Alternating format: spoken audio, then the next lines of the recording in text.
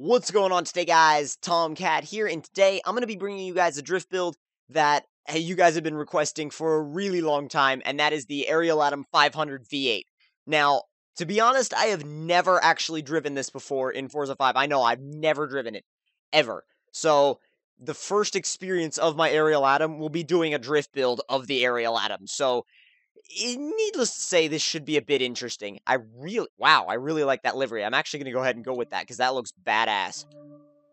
Yes, I want to buy it. Come on, then. Move this process. Come on. I want to get to building this thing.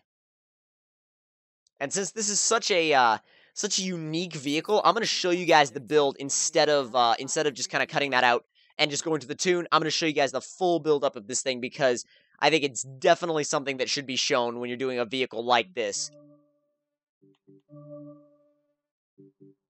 Go ahead and get the platform and handling out of the way. Whoa! Okay, so you could just do the brakes and the chassis reinforcement. That's it. So we're going to leave that alone. We're going to go ahead and actually, let's see if we can... Oh, yes. Twin turbo Ariel V8. Oh my god, this is going to be insanity. For the tires, let's see what it has on it already. Okay, so I was like, please tell me it doesn't have race tires on it already, because if it had race tires on it already, I would have been really bummed, because I didn't want to use it with race tires. Just see what we can put on here. Those look nice. Those look really nice. However, those aren't bad either. Those are actually really nice as well.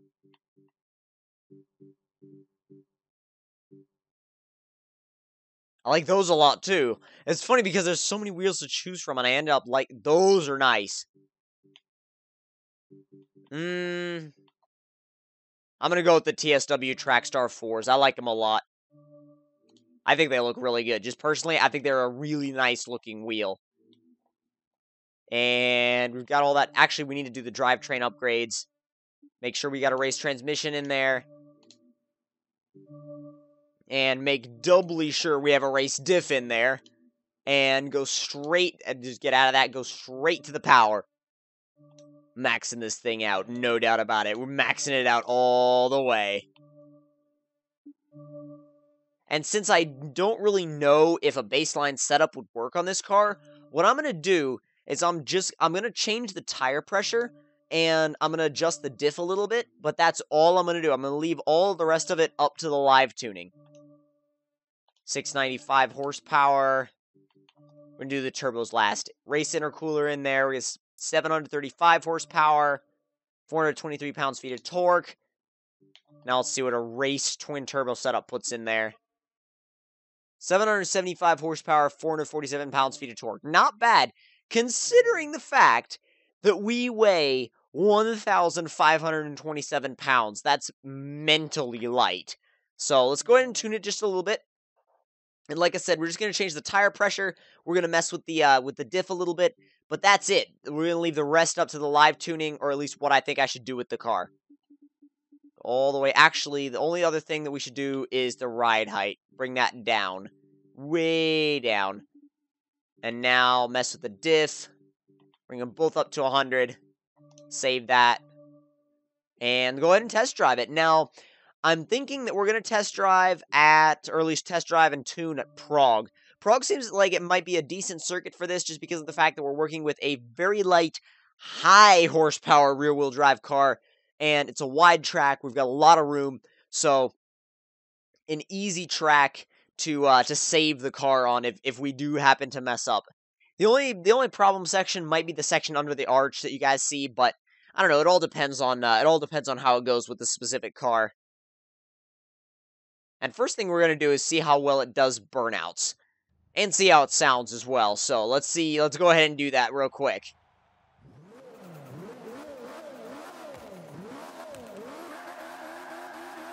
Oh my god, that's a full brake stand, and it's going at like 50 miles an hour. That's insane! When it gets in boost, 10,000 RPMs. Wow. Wow. Oh my god. Come on. Boom, when it hits boost. Oh my god, it goes crazy. But if you mess it up and you get it wrong, yeah, you're on your own if you get it wrong in this car.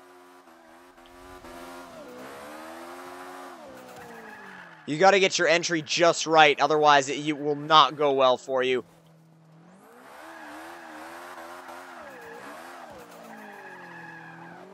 I'm gonna actually mess with a couple of settings real quick, see if I can change it for the better. Let's see, bring that in a little bit. And back that off. And bring that up. And I'm thinking that, well, let's see how just that subtle change, let's see how that affects the car. Hoping it affects it in a positive way.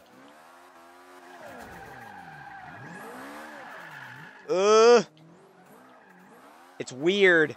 It's still weird. I don't know how to, I don't know how to describe this car, because you gotta be so focused. Intense. That works. That's how I would describe this car. Very, very intense. Stop! Oh god.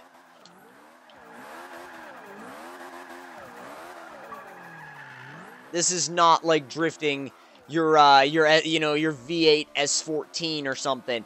This is not like drifting that in the least. This is much more difficult, much more involved.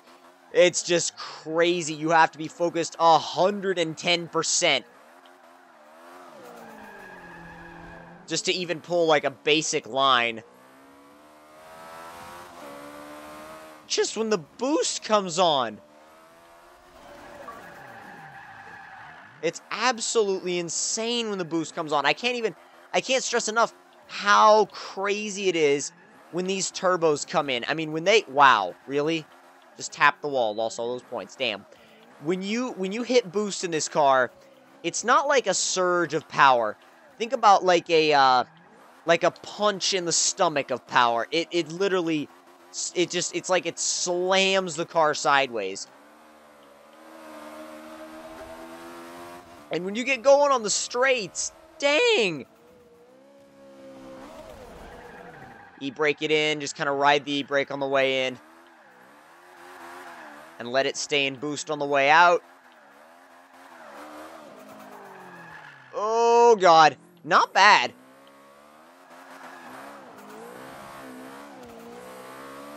And the sound of it, too. The sound of this engine and the blow-off valves, it's crazy. You have to be, because I was like full throttle, pretty much all the way up that corner until right there at the end when it started to when it started to go over. Jeez, it takes a lot of patience and a lot of work to drift this thing. And it's not the easiest thing to drift in Forza. It's far from it, actually. It's one of the most difficult things to drift in Forza. This is way harder than, for example, that rear-wheel drive swap Lamborghini Reventon or Rebenton, however you prefer to say it, but this is way harder than that was, and that was mid-engine.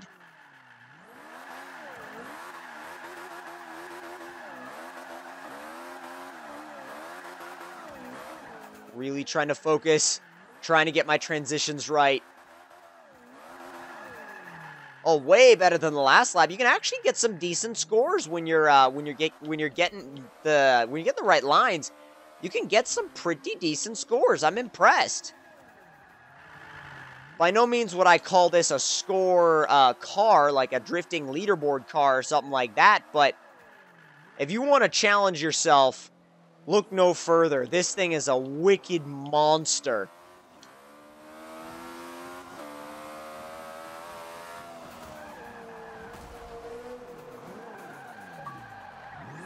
There's several ways you can initiate a drift in this car, too. You can weight transfer if you want to. I find myself using the e-brake a little bit, like, probably a lot with this car, but you can weight transfer, you can clutch kick, you can do whatever you want to do, really. It doesn't matter. Like, that right there, that was just a clutch kick. No, it didn't even touch the e-brake, just pure clutch kick. So, it really responds to almost any technique you would want to do. I'll do one more lap and just show you guys, I'll show you guys, I'll tell you guys what kind of approaches I'm using for each corner. So, let's see if I can use... Alright, weight transfer. That was just purely weight transfer. Didn't touch the clutch, didn't touch the e-brake. And ended up with a pretty decent score. Again, considering the car, ended up with a pretty decent score. Gonna try and get a really high-speed entry for this next part. Honestly, I used the jump for my entry. Like, I used the jump to initiate.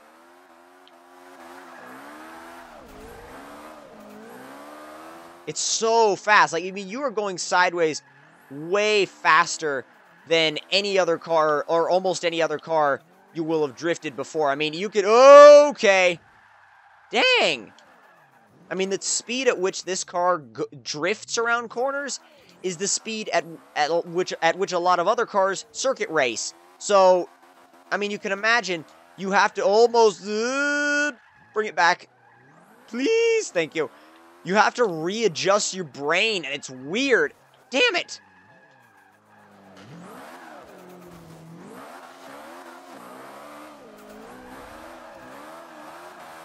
Stay focused. That initiation was just basic power oversteer. Nothing more, just basic power oversteer. Yeah, I was on the e-brake. I tried using a little bit of a clutch kick. It wasn't enough, so I went on the e-brake. You never want to try and restrict your options. You always want to have, like, every option open that you want for to initiate, because that was a weight transfer followed by the e-brake. So you can mix up your entry techniques. That was close. That was close. Although it is actually really pretty good at holding on big angle, which is surprising, again, considering that this thing was not built to do this in the least. This was built to set lap times, not drift scores. But the beauty of it is, you can use the fact that it was built to be a precise circuit car and almost use it to your advantage. Now, I am nowhere near what I think would be considered... Wow, okay, damage. Yeah, a lot of damage. Finish line's right around the corner, though, so we're good to go. The thing about this car is, though, that you have to think about it in such a way that you're not thinking about it like a regular drift car. You're drifting at circuit speeds. So, it's definitely a whole different thing to think about. But as far as final thoughts and opinions, it's crazy. It's fun. It's a challenge. I enjoyed it. I definitely enjoyed this car. If you guys want to copy my setup, feel free to do that, because if you're an advanced drifter and you're looking for a challenge, this thing is definitely way up there with some of the most challenging cars to drift in Forza 5. So again, hope you guys enjoyed. If you did, don't forget to leave me a like. Tell me in the comment section down below what you guys thought of it. And if you're new to my channel, don't forget to subscribe for more. And I'll see you guys in the next one. Talk to you guys later.